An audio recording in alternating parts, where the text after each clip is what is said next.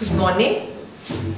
I am Anupama Labhe, and yes, for your lecture, Secretarial Practice. This is our third lecture, and from today onwards, we are taking the combined class of BCD. Okay? Because I have to explain you in English as well as in Hindi, so it is better to combine the class and complete the syllabus. ठीक है, आपका क्या होगा, कैसे complete होगा, आप दोनों का भी एक साथ ही कंप्लीट हो जाएगा। और अगर किसी को कोई डाउट होगी तो आप मुझे पूछ भी सकते हो तुरंत। ठीक है, किसी को इंग्लिश में समझ में नहीं आ रहा तो हिंदी भी है उसके लिए, और हिंदी में समझ में नहीं आ रहा है तो इंग्लिश भी है। Okay, so let us start with our new topic, that is alteration of memorandum of association. क्या है आज का हमारा टॉपिक? सीमा नियम में परिवर्तन। जैसे कि हमने देखा हुआ है, जो मेमोरेंडम ऑफ एसोसिएशन की हमने डेफिनेशन देखी है। क्या देखी थी वो definition? It is a document which is altered from time to time. देखा था ना, क्या है ऐसा एक document, this is the definition which is given under companies act. बराबर है, तो उन्होंने ये बताया था कि ऐसा डॉक्यूमेंट है कंपनी का प्राइमरी डॉक्यूमेंट जो time to time you can alter. तो ये जो है, इसलिए उन्होंने परमिशन दी है, you can change the memorandum of association. So आपको ये भी मालूम है what are the contents of memorandum of association. I think there is no need to revise the memorandum of association. Already हमने इतने में उसे देखा हुआ है कि मेमोरेंडम ऑफ एसोसिएशन क्या होता है और उसके कंटेंट्स क्या होते हैं। जैसे अगर फिर से आपको कंटेंट्स चाहिए तो जैसे जैसे हम लोग चेंजेस बताते जाएंगे उसी में कंटेंट्स आएंगे, because we are altering the contents of the memorandum of association. बराबर है? क्या memorandum of, if you want to alter the memorandum of association, what does it mean? क्या करना चाहते हो आप? मेमोरेंडम ऑफ एसोसिएशन को चेंज करना चाहते हो तो उसके जो कंटेंट्स है, उसके जो क्लॉजेस है, उसको जब हम चेंज करते हैं then we say that we are altering the memorandum of association. Is it okay? तो सबसे पहले हमने क्या देखा था, कौन सा देखा था? Name clause. बराबर है, नाम वाक्य हमने देखा हुआ था सबसे पहला memorandum of association. What is name clause? Name clause क्या होता है? नेम क्लॉज वो होता है जो कंपनी का एक्यूरेट नेम बताता है, और company is an artificial person and it is recognised through its name. बराबर है, तो नेम का या नाम वाक्य का बहुत ज़्यादा इम्पोर्टेंस है, क्योंकि कंपनी जो रजिस्टर्ड होती है वो उसी नाम पे रजिस्टर्ड होती है, and every document must bear the name of the company correctly. अगर कंपनी के हर एक डॉक्यूमेंट्स में जहाँ पे कंपनी है उसका बोर्ड भी आपको क्या करना है, उस बोर्ड पे भी आपको कंपनी का नाम बराबर से बताना है। अगर कोई डॉक्यूमेंट कंपनी के द्वारा अगर इशू किया जाता है और उसके ऊपर करेक्ट नेम लिखा हुआ नहीं है तो कंपनी उसके लिए रिस्पॉन्सिबल नहीं होती है। तो ये है नेम क्लॉज का इम्पोर्टेंस। बराबर है? Then if you want to change your name clause, then there are certain provisions or process which must be observed by the company secretary. Obviously, company secretary is the responsible person to carry each and every, क्या होता है, उसे क्या देखना है? उसे देखना है he has to observe each and every provisions which is mentioned under Companies Act. तो Companies Act में चेंज ऑफ और alteration of memorandum of association भी ये बताया है, और उसे वो प्रोसेस देखनी है कि क्या उसी को हम लोग फॉलो करके are we altering the name clause. ठीक है, तो सबसे पहले क्या देखते हैं हम लोग कि नेम क्लॉज अगर चेंज करना है तो ये विशेष प्रस्ताव, that means by special resolution भी होता है और ऑर्डिनरी रेजोल्यूशन भी होता है।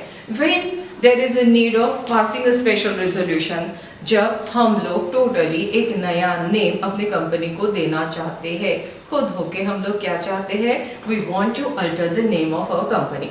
For example, if the name of your company is ABC private limited, ठीक है, now you want to change it from AXYZ private limited. क्या हो रहा है, आपका कंपनी का नेम जो है ABC से कहाँ पे चेंज हो रहा है, XYZ। तो ऐसे जो टोटली वो क्या हो रहा है, आप खुद चाहते हो कि we change the name of our company, तो आपको क्या करना है, you have to pass the special resolution, यानी विशेष प्रस्ताव सामान्य सभा में पारित करने के बाद ही आप इस नाम को बदल सकते हैं। और ये स्पेशल रेजोल्यूशन लेने के बाद भी what you need, you have to take the prior approval from central government. देखिए, name, you are changing the name of your company, so there is a need और it is must for a company to take a prior approval from central government. ठीक है, कब करना है आपको? आप ये इस तरह का नाम बदलना चाहते हो तो, लेकिन there is no need to take the prior approval of central government if you are converting your private company into public company और public limited company into private limited company. देखो फिर से बताती हूँ, आपने क्या किया है, यहाँ पे ABC प्राइवेट लिमिटेड को आप नाम जो था आप उसे किस में चेंज करना चाहते हो? XYZ private limited. Both, you are not changing the status of your company, that means private limited ही है, अभी भी आप प्राइवेट लिमिटेड ही रखना कर रहे हो, लेकिन आप सिर्फ नेम चेंज कर रहे हो।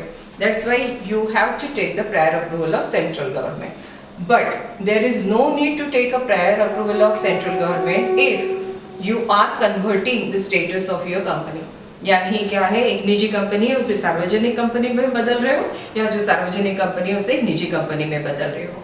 तो क्यों नहीं है अभी जरूरत? ये तो और ज्यादा इंपॉर्टेंट है to take the permission from the central government if you want to change the status of your company. लेकिन इसलिए जरूरत नहीं है क्योंकि at the time of conversion of your company you have already taken the permission from the central government. समझ में आ रहा है? जब आप चेंज ही करना चाहते हो पब्लिक कंपनी से प्राइवेट लिमिटेड कंपनी में, तो आपको पहले ही आपने किसकी परमिशन ले ली है? सेंट्रल गवर्नमेंट की। सो इट इज, ये क्या है, but natural that you are going to change your memorandum of association. बराबर है? अब क्या करने वाले हो? If you are changing the status of your company then obviously you are altering the memorandum of association as well as articles of association of your company. समझ में आ रहा है? इसीलिए फिर से आपको ये परमिशन लेने की जरूरत नहीं है। By passing the special resolution, you can change the name of your company. समझ में आया है? Where there is a need of passing special resolution, if you are totally changing the name of your company, but you are keeping the status as it is. समझ में है? फिर बाद में क्या है? एक तो स्पेशल रेजोल्यूशन से आप चेंज कर सकते हो या तो ऑर्डिनरी रेजोल्यूशन से। ऑर्डिनरी रेजोल्यूशन यानी सामान्य प्रस्ताव पारित करके भी you can alter the name of your company. बराबर है? तो उसके लिए क्या है, why you are altering the name of your company? Because the name which you have given to your company resembles to existing company, यानी वो मिलता जुलता नाम है या exactly same है। तो ऐसे वक्त आपको आपके खुद के कंपनी का नाम बदलना है। एक तो आप खुद जान गए हो कि मेरी कंपनी का नाम ऑलरेडी कोई एग्जिस्टिंग कंपनी है उसके साथ मिलता जुलता है, या तो जिसकी कंपनी है उसने गवर्नमेंट के पास एक एप्लीकेशन दी है और उन्होंने यहाँ पे बताया है कि जो भी नई कंपनी आई है उन्हें उनका नाम बदलने के लिए बोलिए। तो ऐसे समय पे you can get the direction from the central government for changing the name of your company. समझ में? दो तरीके हो सकते हैं, एक तो आपको खुद पता चला है कि मेरा जो कंपनी का नाम है वो मिलता जुलता है, that means it resembles to with an existing company, वो रिजेंबल कर रहा है एग्जिस्टिंग कंपनी के साथ, या तो जो एग्जिस्टिंग कंपनी है उसने एक एप्लीकेशन दी है या आपके अगेंस्ट में एक पिटीशन फाइल की है और उसमें बताया है कि जो भी न्यू कंपनी है जो इस नाम से इनकॉर्पोरेट हुई है उन्हें डायरेक्शन दीजिए कि उन्होंने अपनी कंपनी का नाम चेंज करना है। तो ये दो सिचुएशंस है when you change the name of your company, that means you are altering the name clause of your company. तो क्या है, ऑर्डिनरी रेजोल्यूशन से आप ये पास करके आप इसे कर सकते हो। फिर resembles to existing company and by taking prior approval of central government. For this you need to take the prior approval of central government. देखिए, जब भी आप अपने कंपनी का नाम बदलना चाहते हो तो you have to take the prior approval of the central government. सिर्फ कहाँ पे नहीं लेनी है, if you want to change the status of your company. फिर क्या है, डायरेक्शन फॉर चेंजिंग नेम। ये देखिए, मैंने आपको पहले ही कहा है, एक तो आपको क्या हो सकता है, आपने खुद ने नाम चेंज करने के लिए सोचा हुआ है, तो आपने ऑर्डिनरी रेजोल्यूशन पास किया हुआ है, आपने सेंट्रल गवर्नमेंट की प्रायर अप्रूवल ले ली है।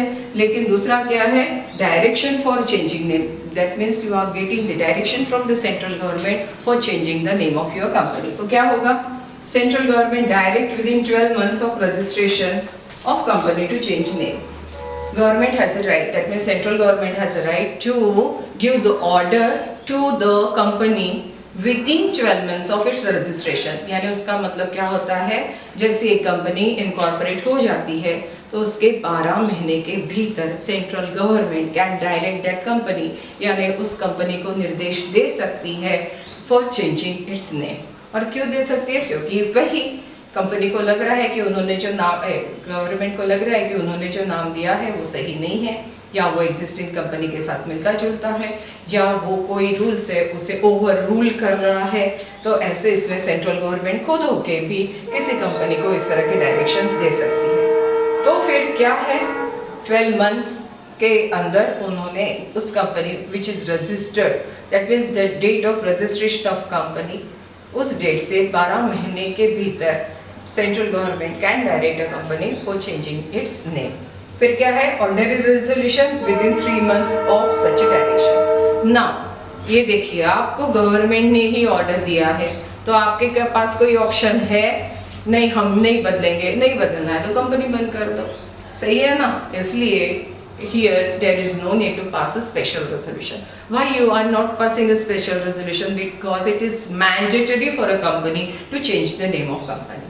लेकिन जो आप चेंज कर रहे हो उससे आपको रजिस्ट्रार के पास फाइल भी करना है, तो जब रजिस्ट्रार के पास फाइल करना है तो you have to pass the resolution, और कंपनी के जो मेंबर्स भी है उनको भी आपको बताना है, that means you are changing the name of your company. So there is a need to pass a ordinary resolution, and you know that if there is any change, बराबर है, कुछ भी आप बदलना चाहते हो then you can change it by passing a resolution, बराबर है। इसलिए यहाँ पे क्या है, डायरेक्शन मिली है, you want to change the name, you have to change the name, and for that purpose you have to pass a ordinary resolution in a general meeting। Clear है, तो ये आपने ये किया हुआ है। और फिर जब आप उसके पास, रजिस्ट्रार के पास ये ऑर्डिनरी रिजोल्यूशन फाइल करते हो within 3 months from the date of receiving the direction from the central government. देखिए आपको कब तक के करना है, कितने दिनों तक के करना है आपको, 3 months के भीतर। जैसे आपको ये डायरेक्शंस आते हैं उसके 3 महीने के अंदर you have to pass the ordinary resolution, and accordingly within 30 days of passing such a resolution you have to file it with the registrar. जब आप रजिस्ट्रार के पास फाइल करते हो तो उसके बाद ही रजिस्ट्रार आपको एक न्यू सर्टिफिकेट ऑफ इनकॉर्पोरेशन देता है। Why there is a need for getting new registration certificate, because now your name, that means the name of your company is changed. अभी आपकी कंपनी का नाम जो है चेंज हुआ है, और जो भी चेंजेस होते हैं that must be conveyed to the registrar, and accordingly the registrar make changes in his register. समझ में आया। तो ये जो चेंजेस हुए हैं, अभी कंपनी जो कुछ भी अपने काम करेगी, जो भी कुछ उसके बिजनेस रहेंगे, वो भी ये न्यू नेम से कैरी आउट हो गए। समझ में आया है। And that's why it needs a new certificate of registration। Clear है, यहाँ पे समझ में आया। तो these are all the steps or stages for changing the name clause of a memorandum of association। Clear है। अगर नहीं होगा तो आप आपके क्लासरूम में जो आपका ग्रुप बनाया हुआ है उसमें मुझे डाउट पूछ सकते हैं। अभी now we see what is the process for change of registered office. दूसरा अपना क्या है क्लॉज, रजिस्टर्ड ऑफिस क्लॉज। आज हम 2 ही देखेंगे क्योंकि हमें अच्छे से समझना है, बराबर है। तो पहला हमने क्या देखा है, नेम क्लॉज। अभी हम लोग क्या देखने जा रहे हैं, रजिस्टर्ड क्लॉज। जैसे you can change the name clause of your article memorandum of association, in the same way you can change the registered clause of your company. जैसे हमने रजिस्टर्ड क्लॉज में देखा था, क्या क्या देखा था कि हम क्या कर सकते हो, where may be your place of office, बराबर है, वहाँ पे आपको एड्रेस बताना जरूरी है, वहाँ पे आपको आपका स्टेट बताना जरूरी है, वहाँ पे आपको आपका रीजन बताना जरूरी है, वहाँ पे आपको आपकी पर्टिकुलर प्लेस बताना जरूरी है, बराबर है। जैसे कि वर्धा, क्या है ये सिटी, कहाँ पे आती है, महाराष्ट्र में। महाराष्ट्र में आने वाली वर्धा सिटी, ठीक है। अब ये जो है, अगर मैं वर्धा के वर्धा में, दैट इज शहर के भीतर परिवर्तन, चेंज विद इन सिटी, ठीक है। क्या हो सकता है, मेरा जो रजिस्टर्ड ऑफिस है, समझ लीजिए ये सिविल लाइंस में मेरा रजिस्टर्ड ऑफिस है, वो मैं चेंज करके भी रामनगर में लेना चाहती हूँ, ठीक है। I am not changing the city, but what I am changing the place of my registered office. समझ में आ रहा है, सिटी चेंज नहीं हो रही, वर्धा के वर्धा में सिर्फ क्या हो रहा है, ये जगह से वो जगह पे मेरा रजिस्टर्ड ऑफिस जो है वो शिफ्ट हो रहा है। तो इसके लिए क्या करना जरूरी है, there is no need to call a general meeting. इसमें आपको जनरल मीटिंग को कॉल करने की जरूरत नहीं है। क्या फर्क पड़ रहा है मुझे, रजिस्टर्ड ऑफिस मेरा यहाँ पे हो यानी सिविल लाइंस में हो या मेरा रामनगर में हो, इतना तो ज़्यादा फर्क नहीं पड़ रहा है। मेरे जो मेंबर्स है वो कभी भी वहाँ पे आ सकते हैं। सिटी चेंज नहीं हो रही है, इसलिए ना तो करस्पॉन्डेंस के लिए कोई प्रॉब्लम जा रही है। तो ऐसे इसमें क्या होता है, बोर्ड ऑफ डायरेक्टर्स सिर्फ अपनी मीटिंग को कॉल करते हैं और उसमें वो एक निर्णय लेते हैं, that means decision is taken in a board meeting to change the place of your registered office. समझ में आया? तो there is no need to call the general meeting. आप एक बोर्ड मीटिंग कॉल करके इस तरह का डिसीजन ले लेते हो, लेकिन आपको ये क्या करना है मालूम है, विद इन 30 डेज। किससे 30 डेज? जैसे आपने डिसीजन लिया है उसके 30 दिन के भीतर you have to file this resolution with registrar in e form 18। देखिए सेक्शन अभी जो हमारा कंपनीज एक्ट 2013 है वो बोलता है जो भी कंपनी से रिलेटेड प्रोसेस है वो किसके थ्रू की जाए, डिजिटली, इलेक्ट्रॉनिक मोड के थ्रू। इसलिए ये जो आप चेंजेस ला रहे हो इसके लिए आपको रजिस्ट्रार के पास खुद जाने की जरूरत नहीं, उसके ऑफिस में जाने की जरूरत नहीं है। You can file such resolution with the registrar in e form 18। समझ में आ रहा है? तो इस तरह से आपने क्या देखा है, within a place, that means within a city, within a city if you want to change the registered office of your company, then the board of directors takes such a decision, they pass the resolution, and such a resolution, that means change of place of registered office must be filed with the registrar in E form 18। ठीक है। और फिर क्या है, एक जो आपके यहाँ पे न्यूज़पेपर चल रहा है ज़्यादा से ज़्यादा, वर्धा में कौन सा न्यूज़पेपर ज़्यादा से ज़्यादा चल रहा है, समझ लीजिए कि लोकमत चल रहा है, मुझे नहीं मालूम, लेकिन मैं एक अज्यूम कर रही हूँ कि लोकमत ये जो पेपर है वो ज़्यादा से ज़्यादा वर्धा में चल रहा है।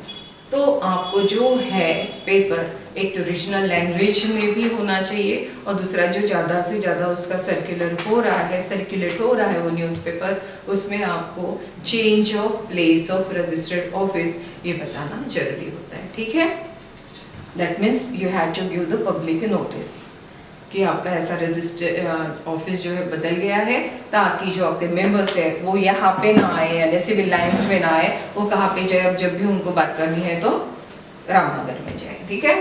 फिर क्या है, राज्य के भीतर परिवर्तन। देखिए राज्य के भीतर परिवर्तन क्या है, विद इन स्टेट। अब मैं वर्धा में नहीं चाहती हूँ, मुझे लग रहा है कि वर्धा से ज़्यादा स्कोप अगर मेरा रजिस्टर्ड ऑफिस नागपुर में हो तो मैं क्या करना चाहती हूँ, नहीं अब मुझे वर्धा में नहीं चाहिए, मुझे अभी कहाँ पे शिफ्ट करना है, मेरा नागपुर में करना है। अब नागपुर में करना है, that means you are changing the city but you are not changing the state. समझ में आ रहा है? तो जब आप स्टेट चेंज नहीं कर रहे हो तब आपको क्या करना है, by passing special resolution you can change the क्या, रजिस्टर्ड ऑफिस। अभी रजिस्टर्ड ऑफिस जो आपको चेंज करना है इसके लिए आपको स्पेशल रेजोल्यूशन पास करना है। क्यों पास करना है? Because you are changing the city but which is within a state. Clear है? लेकिन विद इन अ स्टेट, अब वर्धा से आप जा रहे हो समझ लीजिए मुंबई, अब जब आप मुंबई जा रहे हो तो हो सकता है कि आपका रजिस्ट्रार चेंज हो जाए। देखिए जरूरी नहीं है कि महाराष्ट्र में है तो महाराष्ट्र का एक ही रहे, मुंबई में भी आपके अलग अलग रजिस्ट्रार हो सकते हैं। जब ऐसा है, नागपुर के लिए एक है, वर्धा के लिए एक है, लेकिन हो सकता है मुंबई में आप जब जा रहे हो तो रजिस्ट्रार चेंज होगा, तो ऐसे समय में आप क्या करोगे? In such case you have to take the approval from regional director. अभी आपको किससे लेनी है? क्षेत्रीय संचालक से आपको परमिशन लेनी है for changing the city but within a state. समझ में आ रहा है? Why there is a need to take a prior approval from regional directors? Because the registrar are getting changed. Registrar क्या हो रहे हैं यहाँ पे आपके, बदल रहे हैं। Even though you are changing the city but registrar may be change. और जब वो रजिस्ट्रार चेंज हो जाते हैं then what you have to do, you have to apply to the regional director for changing the city. समझ में आ रहा है? पहले एप्लीकेशन देनी है, देन विद इन 4 वीक्स क्या करते हैं, जैसे आपने एप्लीकेशन दी है तो उसके 4 सप्ताह के भीतर उन्हें क्या करना है, रीजनल डायरेक्टर कंफर्म्स एप्लीकेशन। वो क्या करता है, उस एप्लीकेशन को कंफर्म करता है। एक तो हाँ बोल सकता है, एक तो ना बोल सकता है। उसे ना बोल दिया तो you can not change the place of your registered office. अगर उन्होंने हाँ बोल दिया है तो यू कैन चेंज। फिर क्या है, ये जो आपको ऑर्डर मिली हुई है रीजनल डायरेक्टर से and accordingly now you can change और alter your memorandum of association. बराबर है? तो ये जो रीजनल डायरेक्टर से मिली हुई जो ऑर्डर है along with altered memorandum of association must be filed with the registrar। आपको क्या करना है, ये दोनों कौन सी 2 चीजें आपको फाइल करनी है? आपको एक तो करना है रीजनल डायरेक्टर से जो आपको कंफर्मेशन मिला है वो, और दूसरा जो आपने मेमोरेंडम ऑफ एसोसिएशन में अल्ट्रेशंस जो लाए हैं वो you have to file with the registrar. अभी रजिस्ट्रार क्या करता है, within 1 month registrar registers these documents and issues new registration certificate। अभी रजिस्ट्रार क्या कर रहा है, registrar is incorporating the changes।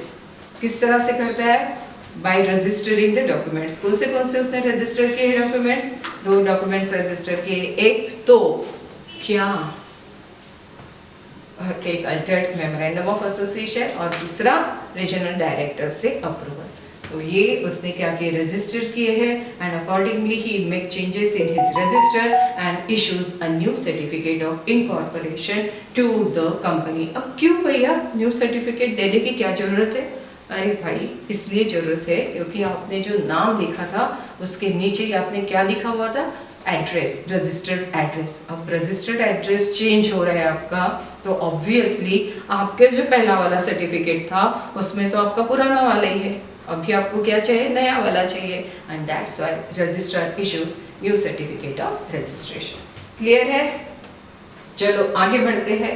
आगे है हमारा third, from one state to another. अभी हमने क्या देखा था, पहले हमने देखा था विद इन सिटी, फिर क्या देखा था, within a state. Now from one state to another state. देखिए one state to another state हो रहा है तो obviously you are changing the registrar of your company, and for that purpose you have to take the prior approval from central government। अभी आपको central government से prior approval लेनी है और उसमें सेंट्रल गवर्नमेंट को सेटिस्फाई करना है why you are changing the state of your registered office. उन्हें ये आपको बताना जरूरी है कि ये पब्लिक इंटरेस्ट के अगेंस्ट में नहीं है, इससे कंपनी को भी ज़्यादा फायदा होने वाला है, इससे एम्प्लॉयमेंट भी ज़्यादा इंक्रीज होगी। उसमें जिस स्टेट में जा रहे हैं उसे भी कोई नुकसान नहीं होगा, जिस स्टेट से जा रहे हैं उसे भी कोई नुकसान नहीं होगा। तो ये सब कुछ आपको बताना है, लेकिन उसका कंपनी के ऊपर पॉजिटिव इफेक्ट होगा और एज अ रिजल्ट इकोनॉमी के ऊपर भी पॉजिटिव इफेक्ट होगा। ये आपको कहाँ पे, इस तरह से सेंट्रल गवर्नमेंट को आपको सही बताना है। और अगर सेंट्रल गवर्नमेंट सेटिस्फाइड होती है then only it gives the permission for changing the state of your registered office. समझ में आया? और फिर से अब क्या करना है, रजिस्ट्रार, अब ये भी रजिस्ट्रार है वो भी रजिस्ट्रार है, अब दोनों रजिस्ट्रार ने भी आपको क्या देनी है, permission. That means no objection देना है। अगर ऐसा उन दोनों से मिलता है then only you can change the registered office from one state to another state। तो क्या क्या बताया उन्होंने, स्पेशल रिजोल्यूशन तो पास करना ही है, and from passing of such a special resolution you have to file it within 30 days with the registrar of both the states। एक ही state के पास नहीं देना है अभी आपको, किसके पास देना है, both the states। फिर क्या है, कंफर्मेशन पाए सेंट्रल गवर्नमेंट। आपको इसके लिए किसके कंफर्मेशन लेनी है, सेंट्रल गवर्नमेंट ने हाँ बोला है तो ही आगे बढ़ो, नहीं तो जाना नहीं है, वही के वही रुक जाओ। और वो सेंट्रल गवर्नमेंट को जॉब देने वाले हो, वो किस में कन्फर्मेशन मिलने वाला INC 23 विथ प्रिस्क्राइब फीस। आपको एक एप्लीकेशन देनी है सेंट्रल गवर्नमेंट के पास, वो कौन सी फॉर्म में देनी है, INC 23 and with required fees. फिर बाद में order must be filed with registrar of both states, और both states needs the approval from the central government. इसलिए उसकी जो कॉपी है वो दोनों स्टेट के रजिस्ट्रार के पास आपको भेजनी है। और then transfer of document from one registrar to another registrar. जैसे ही आपको परमिशन मिल जाती है, दोनों रजिस्ट्रार ने उसके लिए हाँ बोल दिया है, और न्यू सर्टिफिकेट ऑफ इनकॉर्पोरेशन आपको जब मिल जाता है, तो पुराना रजिस्ट्रार जो भी कंपनी से रिलेटेड डॉक्यूमेंट्स जो उसके पास पहले जमा थे, वो पूरे के पूरे किसके पास ट्रांसफर करेगा, अभी न्यू रजिस्ट्रार के पास। न्यू रजिस्ट्रार कौन सा है, अभी आपका जहाँ पे रजिस्टर्ड ऑफिस हुआ है वो आपकी कंपनी का भी न्यू रजिस्ट्रार है, और रजिस्ट्रार के पास ही पूरे के पूरे डॉक्यूमेंट्स होना जरूरी है। इसलिए पहले वाला रजिस्ट्रार अभी किसके पास पूरे के पूरे डॉक्यूमेंट्स ट्रांसफर करने वाला है, with the new registrar of the company. Clear है, दिस इज द प्रोसेस। लेकिन अब हम चाहते हैं कि हम भारत के बाहर ही चले जाए, ठीक है, हमारा रजिस्टर्ड ऑफिस का हो भारत के बाहर। भैया इसके लिए आपको NCLT परमिशन नहीं देती, क्योंकि ये NCLT के क्षेत्र के भी बाहर है, that is outside the scope of NCLT company law board, ठीक है।